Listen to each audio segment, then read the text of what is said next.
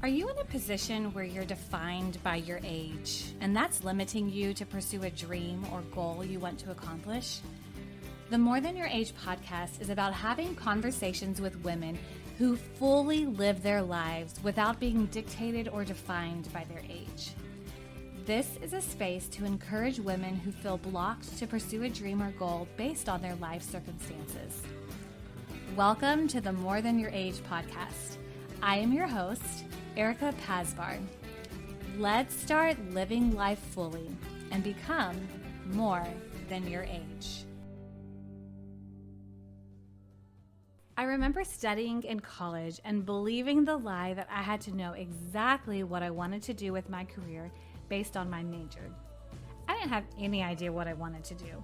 I thought maybe marketing, PR, something where I work with people, but really I didn't have a clue at all. After I graduated, I worked for a mortgage company. I was definitely not pleased with where I landed at that job.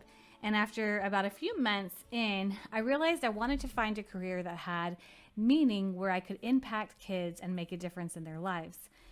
That's when I decided to go for additional education to obtain my teaching certificate and eventually become a teacher. I remember thinking at that time that I just wasted 4 years of school doing something that isn't related to the career I chose. And I couldn't believe that I would start teaching at 24 or 25, which is so much older than those who started right after graduation. But I had to tell myself that those years weren't wasted. I learned so many tools that influenced my teaching and personal relationships as well. I hear stories so often of people changing their major, mind, careers years after college or even just immediately after graduation.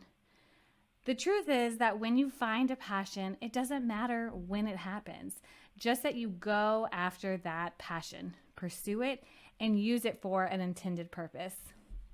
Our guest today did just that. She chose a career path in education, from working with pre-K children in daycare to speech pathology. Her goal was to get her master's degree and run her own speech therapy practice. But after some clear no's, she leaned in on a creative outlet and an old passion re-emerged. Art. Sarah Hickey is a local Dallas professional artist who took a hobby of painting for fun to an extremely successful business that has been seen in local galleries, West Elm, hundreds of homes, and all over Instagram. You will enjoy hearing Sarah's story and feel inspired to pursue a passion of yours as well.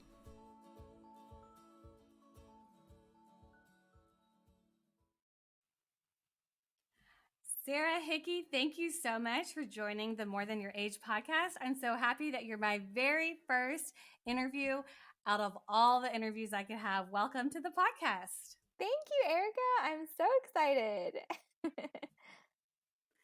Well, before we get started learning about you, I think the audience needs to know that you and I are friends. We know each other, and we actually know each other because our husbands are business partners. I feel like they're kind of the yin and yang to one another. And we've talked before that you're like my husband, Richard, and I'm more like your husband, Shane. So I guess that works out well for our marriages and the business. Yes. I was actually something that was funny. So, Richard invited you and Shane to our wedding 6 years ago, and I didn't know y'all at all. And I remember him saying like, "Hey, I'm inviting these people." And I was like, "Okay, well, we have all these other people coming. So cool, whatever." And then we get back from our honeymoon and we watch our wedding video and we see y'all in it. And I'm like, "Who the heck are these people?" But then now, like 6 years later, we watched it because our wedding anniversary was this past weekend. We watched it and I was like, "Oh my gosh, there's Sarah and Shane." And so now it's exciting. That's so fun. I know. I think Shane met Richard like a week and he's like, "I have a wedding next week. You guys want to come?" We're like, "Okay, let's do it."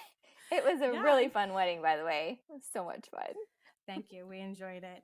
Well, so for people who don't know you, please tell us a little bit about yourself, background, and kind of where you got to where you are right now. Well, my name is Sarah Hickey. I am a wife and a mom of 4 little ones, 4 under 4 years old. I have my own business. I'm an artist, an abstract painter, work out of my house, and a stay-at-home mom. Where are you from originally? I pretty much grew up in Dallas since I was 5, so I'm from Dallas, Texas. And your whole family still here? I know your brothers not, but the rest of your family. Yeah, pretty much we all are from here. My mother is originally from the Philippines, so I'm half Filipino. And I grew up there, the first 2 years of my life. I don't think I knew that. hmm Oh, well, and your dad, did your dad grow up here as well? Or what? Tell us Uh, his background. so he met my mom in the Philippines. He was in the Marines, and he met her there. They got married in the Philippines. Actually was born here in Virginia and then moved back to the Philippines for, I don't know, almost a year when I was 3 or 4, and then moved here when I was 5. So, Why did they choose Dallas? my dad is originally from Texas, so Dallas was just where we lived, came. So you mentioned that you're a professional artist, which is part of the whole reason why I chose to interview you for this podcast, and also specifically that that's not your like that's not what you studied in school. That's kind of not your background. You just kind of made the shift to do that. So before we get into more about the art and how you got there, what what was the career path that you initially intended on pursuing? So I went to school and I did my undergrad in speech language pathology and audiology. I graduated with my undergrad and I loved it. And I've been working with kids ever since I had my first job. So I worked as a preschool teacher for about 7 years. I thought I wanted to become a teacher, and I, applied for my interdisciplinary studies, and I'm like, nope, I don't want to be a teacher. And I heard about speech language pathology, and I was like, this is it. I think I want to do this one-on-one with working with kids, and I loved it. I loved my major so much. With speech language pathology, you have to get your master's. So the plan was to get my master's, but when I graduated with my undergrad, my whole life turned upside down. My parents went through a divorce at the time. The guy that I was dating broke up with me. We lost the house that we were living in. So a lot of changes happened. So I didn't go straight into grad school. I was like, well, I'm just going to stay as a preschool teacher for now. And then I decided, well, I want to get my license as an assistant, SLP A, and I did speech pathology as an assistant for 2.5 years. Worked in a pediatric home health company, worked with kids, just like I've always loved working with. I loved my job because I got to do the therapy. I got to create, I'm really good with spontaneity, and I love creating and working around one-on-one with kids. So that's what I was doing as my job. Now with art, like I've always had a passion for art. I've always loved art ever since I was, 4 years old, 5. Took art classes in high school.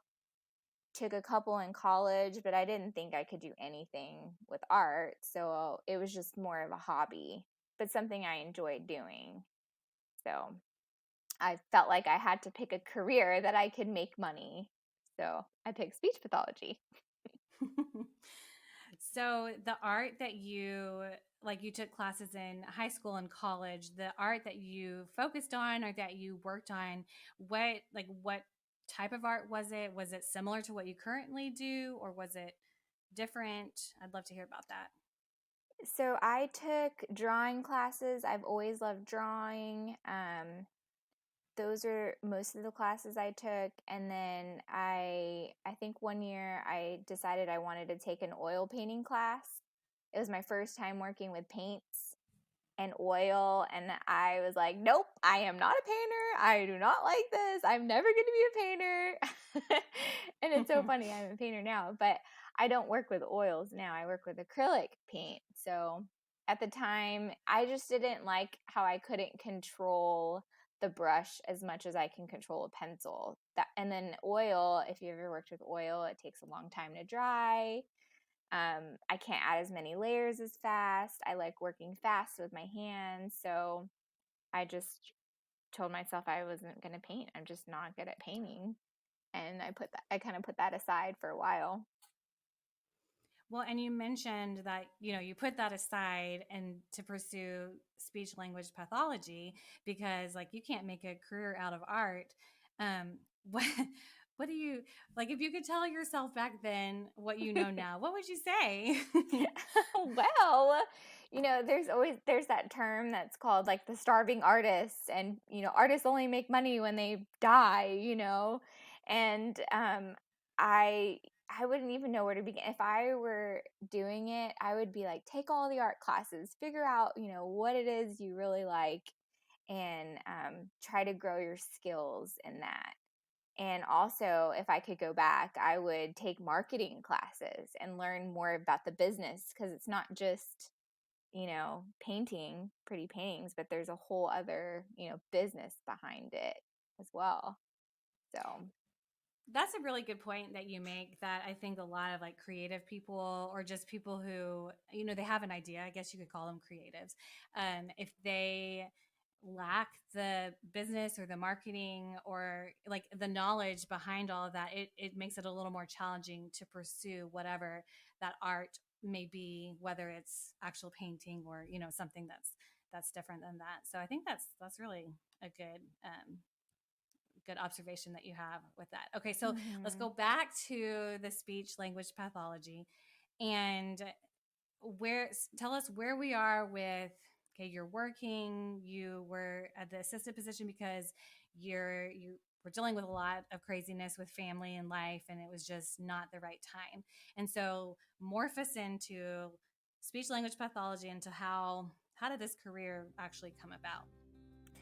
So, okay, when I decided, when I got married to Shane, woohoo, and Shout he out. has been one of the biggest encouragers in my life. And at the time, he was like, okay, let's get you to go to grad school. So I was like, okay, we're gonna apply to grad school. I'm gonna, study for the GRE and try to get everything set to apply. Well, I applied the first time around and I didn't get accepted into the schools that I wanted. For speech, it's very competitive. I think the school that I applied to, they pick like 20 out of 200 that apply. It's crazy. It's a very competitive program. So I didn't get accepted the first time and I was super bummed. So then I got my license as an SLPA, and I thought, well, maybe if I had experience under my belt, working, I could apply again and it'll look better.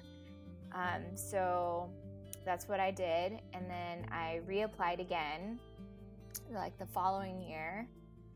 And this time around, I said a prayer before I went in to take this test, which I'm not very good at standardized tests. I'm just not. Put me in front of people and I'm way better in person than I am with these tests.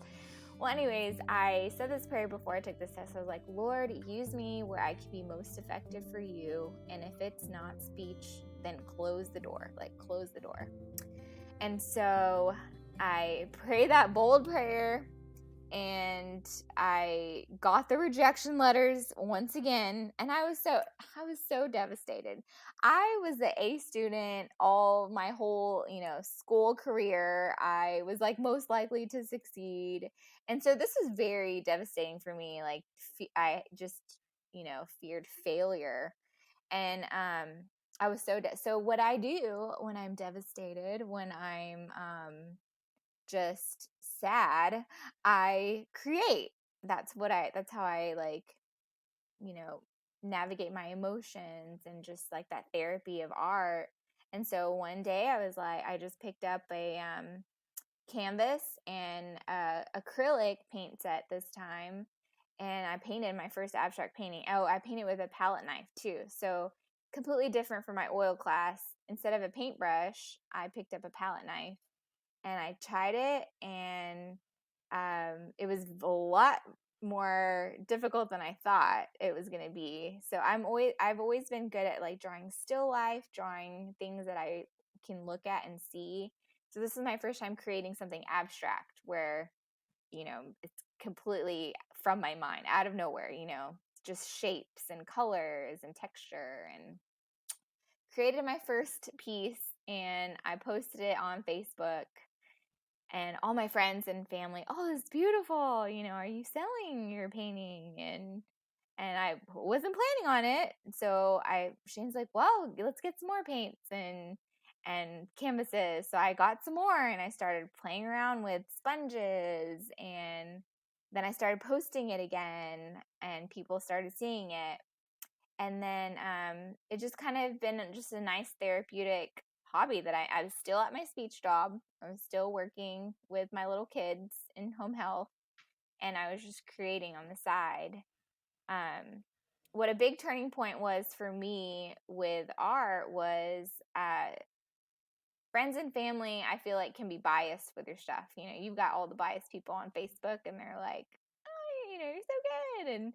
And so I had a friend that had an art fundraiser. She needed some paintings so that she can fundraise for her trip to Ethiopia. She was going for a discipleship trip, and I had went on this trip maybe 2 or 3 years before, and I knew the extent of having to raise money. And so I was like, yeah, I'll paint for your art fundraiser. And I painted all these paintings for her fundraiser. And now this is a very classy event at a wine bar. And now strangers were looking at my art, and they were buying my art. And they asked me, do you have a website? Do you have a business card? And I only had the paintings that were there at that. I had no paintings. Those were it. And so that kind of gave me a push where it was like, wow, other people are drawn to it, not just friends and family, but like strangers really like it. So I'm like, maybe I am good. I don't know. Well, so you mentioned, like, kind of backtrack just a little bit, that after you received basically the rejection of pursuing your master's, or getting into a program, you pulled out a canvas to start painting. Was that the first time? Because you said you like to create, but was that the first time in a really long time, or that you started working or doing art, or what did that look like prior to that moment of you creating? Yeah, I feel like the last time I had painted was maybe 3 years before that, when I had took that class in college. And so I hadn't I hadn't painted since then, or picked up any kind of paints, or yeah. So it was about 3 years. Wow. I love one that you had a prayer like, Lord, just take this away. I can't remember exactly what you said, but it's just Mm-hmm. like a reminder, okay, be careful what you pray for. I know. I think that's so awesome. So, okay, so you helped with this fundraiser. These strangers wanted your artwork. You were just initially posting on Facebook.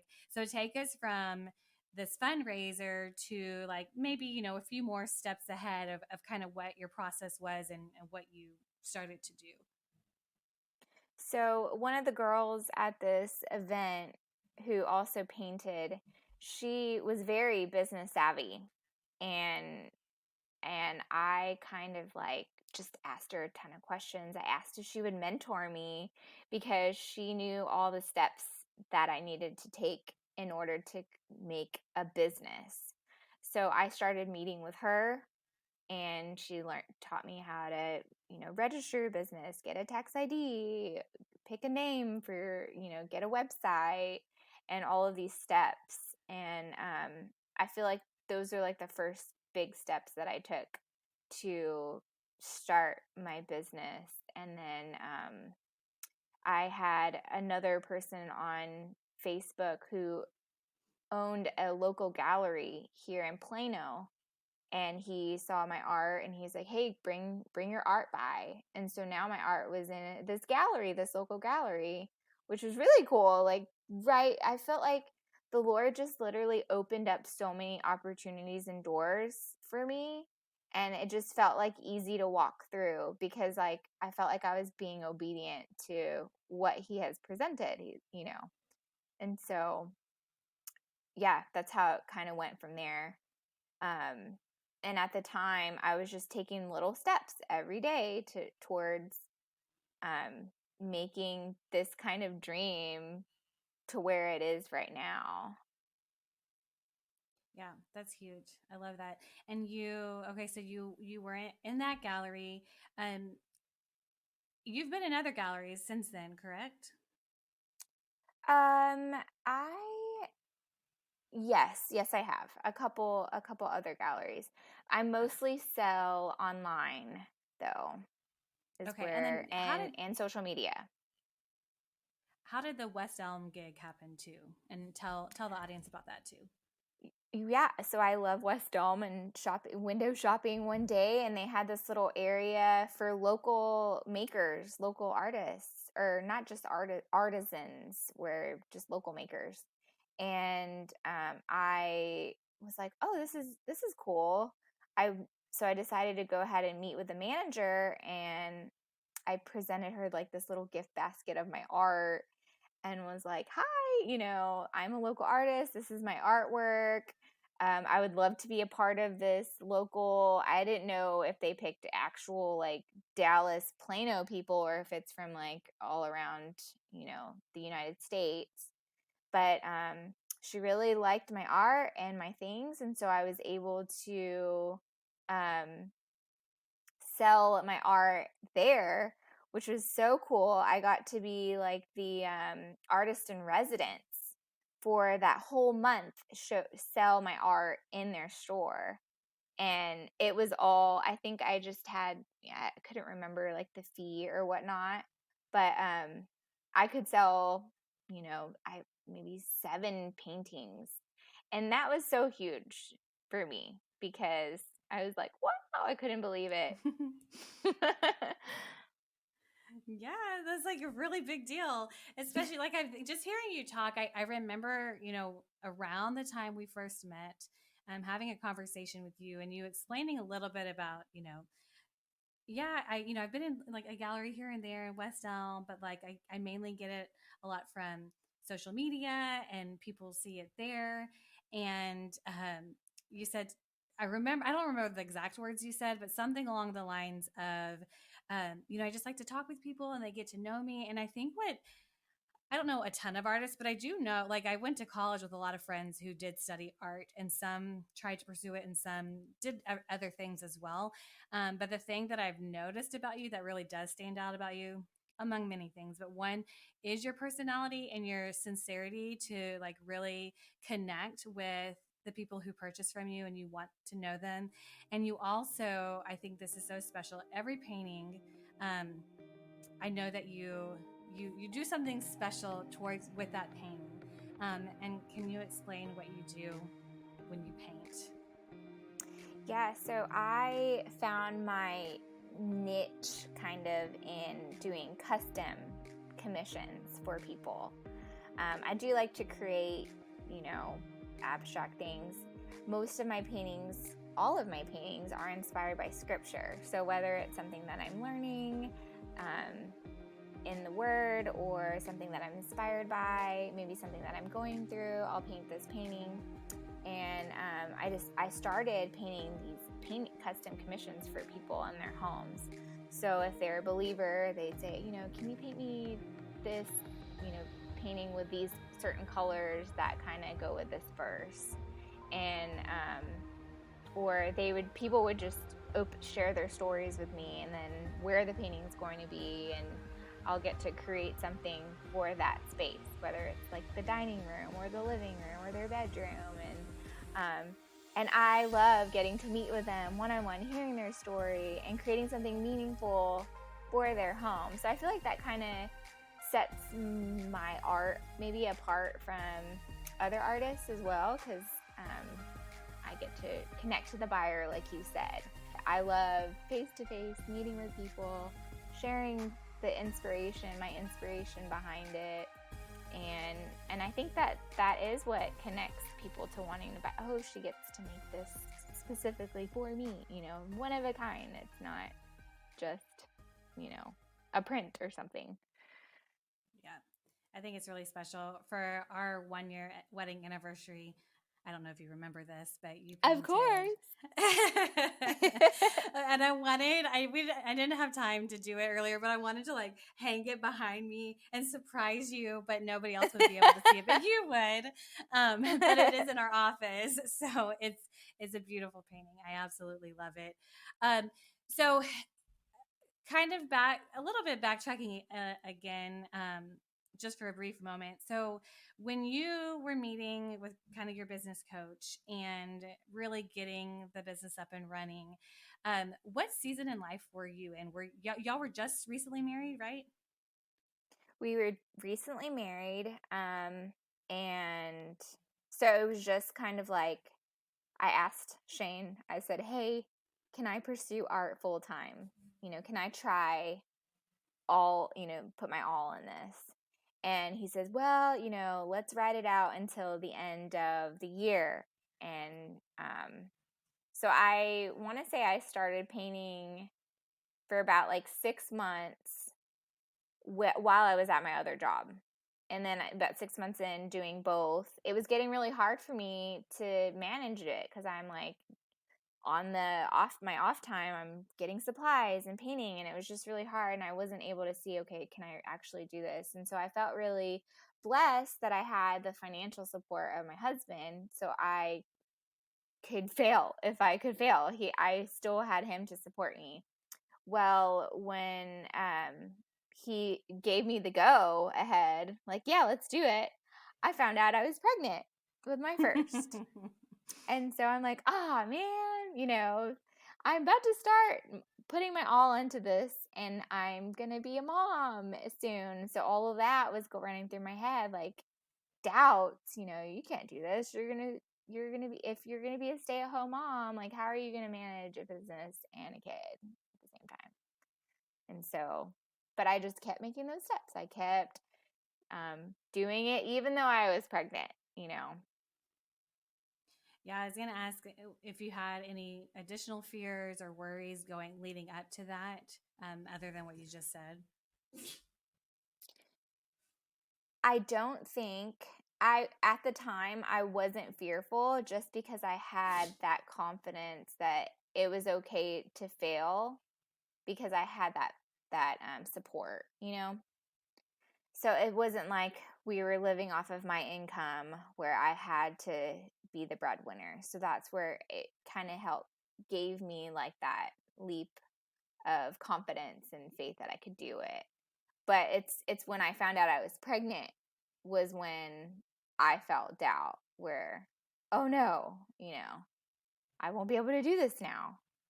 So, but little did I know, fast forward, it is very much possible. Well, and then share with the audience too. So you had baby number 1, and then share how soon you had number 2, number 3, and number 4. Yeah, so Elijah, I had him in January of 2018, and I was 28, 29 at the time. And then about 5 months into him being a little baby, I found out I was pregnant again. So Skyla was such a surprise. Our second, they are Irish twins. They're 13 months apart. So I had them back to back. And then Noah had her about a year and a half later. So they're 17 months apart. And then Hayden was almost 2 years apart now. But yeah, I had them all within like 5 years, 4 years. Well, and up until recently with Hayden, so with the other three, and prior with just Elijah and Skyla, how are you able to manage your art profession, your career, your business, and mom life, and also being a wife? Mm-hmm. So with one, I was learning a lot on how to juggle, newborn, my firstborn. I would paint when he's napping. I would paint when he's asleep. And he was a very easy going baby, really, really easy. And I explored with like applying to different art shows. And so I feel like that I did my very first arts festival, got accepted in my first arts festival when Elijah was like 4 months old. And he actually went with me to the festival for one of the days. But so I just kept doing it while I had him. I had family and friends. I feel blessed that I have them here close by. They could watch him while I'm at doing these festivals. And then when I had during the busier times, I decided to hire a babysitter. So my sitter would come and watch, the one and then the two and then the three. Eventually, she would be my sitter and she would come twice a week for a few hours. So then I designated that as my painting time. And then when my businesses got, it gets really busy in the fall and the holidays, I hired an intern. So then that's how I was able to balance having kids and mom all day long, with also art. So, I know you get asked a lot, like, how do you do it? How do you do so? Like, you're such a great mom, and then you're this great artist, and how do you balance what, like, so kind of flash forward now to present day. uh-huh. What, like, what lies have you had to overcome, or do you still struggle with that affects your business? And also, like, what are you having to change or pivot in your current season right now? Oh, my current season is so now with my fourth, I feel like I'm at my max capacity and I'm just trying to figure out, he's only 4 months old. So I'm still trying to navigate, what is art going to look like now? The three are in Mother's Day out 2 days a week. And so typically when they're in school, that's my work time, my paint time. But now I still have this newborn. I feel like I'm just keeping up with daily everything. So I guess my struggle right now would be just like that hustle culture that we have of workaholism, where you just feel like you have to keep up with like doing all the things, or you're failing as an artist. So I am struggling with that because I was so used to always like, okay, I got to be thinking ahead. I need to think about Christmas and ornaments painting, and I need to think about all of these things that typically would consume my mind, where I feel like I have to work in order to be successful. I'm kind of taking a step back right now and just kind of trying to enjoy the season that I'm in before I'm ready to fully immerse myself, because I feel like it's just everything is so fragile and I want to be in the best mental state in order to create. Because if I'm just, overwhelmed, I feel like my creativity is going to be blocked and I'm just going to be forcing myself to, make something when I'm not ready. So the pressure of culture that I feel like I have to be doing something is what I'm like currently struggling with, like, or I'm not good enough because I'm not doing those things. Yeah, I appreciate your honesty with that. I'm also proud of you for realizing the need to just pause, and that doesn't mean that it's over. It just means, like, for this season, you need your health, your mental health, your child's health. That is the priority, and that when the time comes, you're gonna pick it back up again and rock it like you do. And Thank you. you're welcome. And, like, a big thing, part of the whole reason with starting this podcast that I wanted to do was just highlight women who no matter what season they're in, that they're pursuing something that is passionate to them. Like in your case, you had this idea to pursue speech language pathology, and God said, sorry, you're going to become an artist, and it's going to be really surprising, and you're going to be really successful. And then, and it was like, what, you're in your late 20s is what you said, right? Yes. Yeah. Yeah. It Late was like 20s, 28, early 29. Yeah, and you went after it, and you had no idea, like you said, with the marketing. Thankfully, you met somebody who was able to mentor and coach you, and that's huge. And so I just love it. And now you're in the season where it's like, no, I need to focus on myself and my children and my family, and then art's going to come back again, because it will. And so I think that that's really important for people to hear too, that you don't have to just like hustle and keep up with the Joneses on Instagram or social media just to like look like everything is perfect. Because that's not real life. And so I just appreciate your openness with that. So I have a final question for you, which is kind of what I've been saying already right now, that women are oftentimes held back to pursue a dream, either due to their age, or in your case, being a full-time mom, or they feel this guilt between pursuing a passion and caring for their children. So what advice would you give the woman who feels blocked to pursue a dream based on their stage of life? So I would say, I feel like we all were born with some sort of gift, and it's kind of like what brings you joy inside. Now, it's not always going to be easy to do this gift, but I feel like if you have this little, gift in your mind, you know what you're good at, and maybe it comes more naturally to you than the other person. I feel like you should lean into that, and like I said earlier, take steps into it, because you're not going to be that person overnight. I mean, I'm in year 5 of art right now, and some people can say, "Oh, it's an overnight success," but no, like it's one step at a time. So, first step was to get a business license. Second step was to get a website. Third step, so whatever that is for that mom, what she wants to do, what she pursues, it's just like baby steps, because that will eventually get you to where you want to be. I mean, if you don't take a step, if you don't even try, then you're just going to be where you are. That's so true. Yeah. And I always think too, like, and this can be applied, honestly, I said moms, but it's because, that's the current, what you're experiencing right now, but it can be applied to any woman, honestly.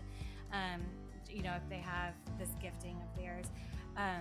But like, I've always thought too, if you don't try something, like, are you going to look back on your life and regret not giving that a chance? Like when I was growing up, I wanted to be a famous actress and like pursue that. And then when I got to college, I was like, I don't really want that lifestyle. And then I thought, like, am I going to regret this? And I didn't really know, but I just knew like I didn't want that lifestyle for me. And then years later, I met a friend, like, I don't know, what, 6 years later, or 6 years ago. And she was pursuing acting full time, and it was exciting. And she had this play that she was doing, and I went to see it. And when I saw it, I was watching her, and I was like, I genuinely am excited for her and proud of her, and have zero desire to do that. And I was like, okay, that's good, because now I know I don't regret that. But I say that all to just say, like, yes, like, pursue it and try it, because if you don't know, you might regret not giving something a chance. So, Sarah, thank you so much. I would love for you to share where people can find your artwork and find you. I know right now there's a break, but they can still see your amazing products. And when you get back up again, they're going to be buying. That's right. So I am on Instagram. My handle is innerglowart. And then my website's innerglowart.com. So that's where you can find my art. Perfect. And I'll put that in the show notes as well. So Sarah Hickey, thank you so much. I appreciate you being my very first guest. This was really fun for me. So thanks so much. Thank you, Erica. If you